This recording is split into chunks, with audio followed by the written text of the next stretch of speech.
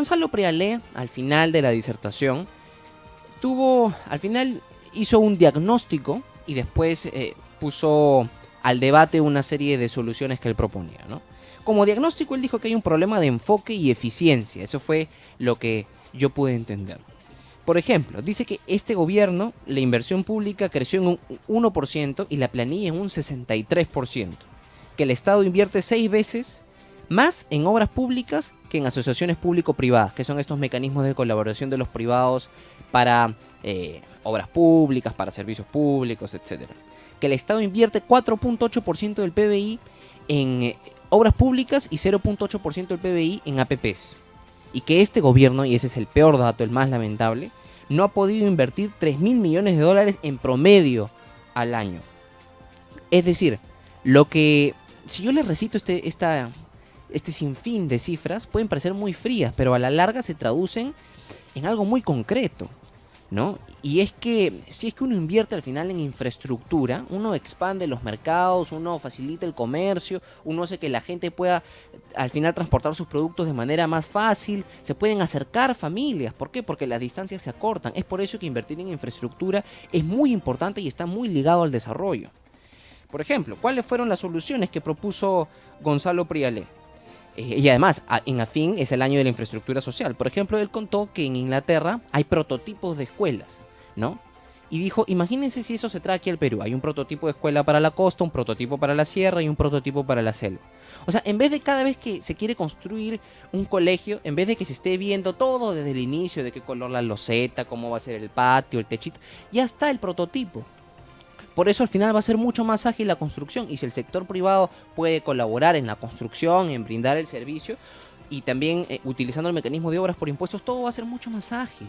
¿Y en beneficio de qué? De que los niños puedan tener un mejor servicio. Es por eso que mecanismos de participación del sector privado no deben ser vistos con malos ojos tampoco. O sea, tienen que ser vistos como un mecanismo ágil y que al final es en beneficio de la población. El Estado se va a beneficiar porque va a cumplir con su función al asociarse con el sector privado, de brindar ciertos servicios públicos. Y la población en general se va a beneficiar porque los niños van a estudiar mejor, la gente se va a poder atender mejor en hospitales, ¿no?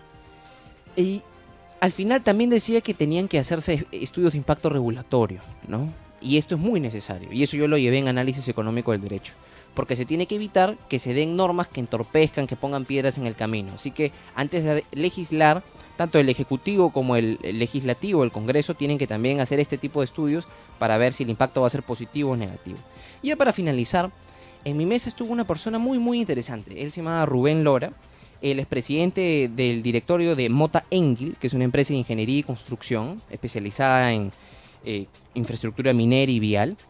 Y con él, conversando a lo largo del evento, pude concordar en una cosa al 100%.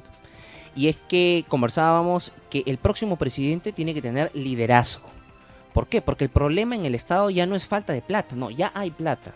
Sino que el problema es de gestión. Hay un problema social en el Perú. Y yo estoy de acuerdo con eso, porque el Perú tiene la bendición de que uno hace un hueco y hay un mineral. Pero al costado del mineral al final hay un conflicto social. Y eso es porque, por ejemplo, el campesino que está encima de la mina ha visto cómo la empresa se ha llenado de plata, cómo el Estado se ha llenado de plata también en base a los impuestos de las empresas. El campesino, muchos de ellos, no todos, pero muchos de ellos siguen siendo pobres.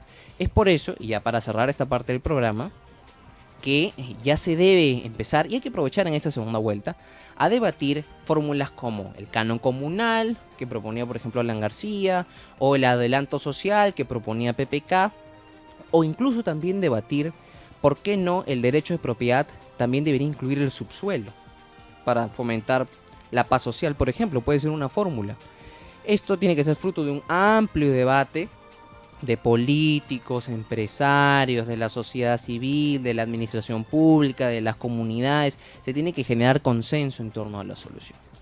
Bueno, y esos han sido mis comentarios acerca del evento al que pude asistir hoy día en la mañana, realizado por Afín y por la Contraloría General de la República.